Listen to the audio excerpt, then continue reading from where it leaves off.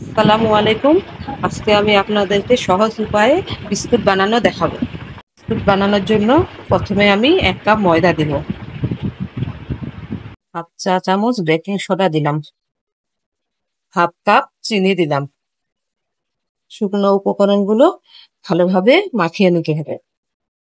একটু একটু করে সয়াবিন তেল দিয়ে মাখাতে হবে। ওটা মাখানো আমার হয়ে গেছে। ডোটা মাখাতে আমার হাফ কাপ সয়াবিন তেল লাগছে। 10 মিনিটের জন্য ঢেকে রাখবো।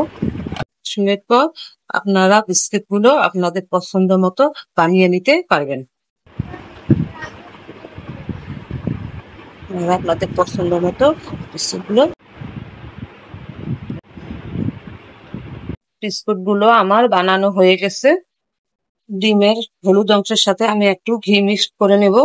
ঘি এই ঘি মিক্সড করলে খুব সুন্দর একটা ফ্লেভার আসে। বিস্কুটের উপর ডিমের এই হলুদ অংশ লাগিয়ে দিব, যাতে খুব সুন্দর একটা কালার চলে আসবে বিস্কুটের। 10 মিনিট আগে পাতিল গরম করতে দিয়েছি। প্লেটটা পাতিলের মধ্যে বসিয়ে দিতে হবে।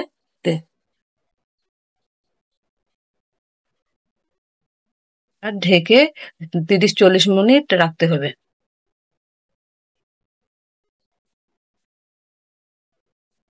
বিস্কুটগুলো আমার হয়ে গেছে। এটা হতে আমার 50 মিনিট সময় লেগেছে।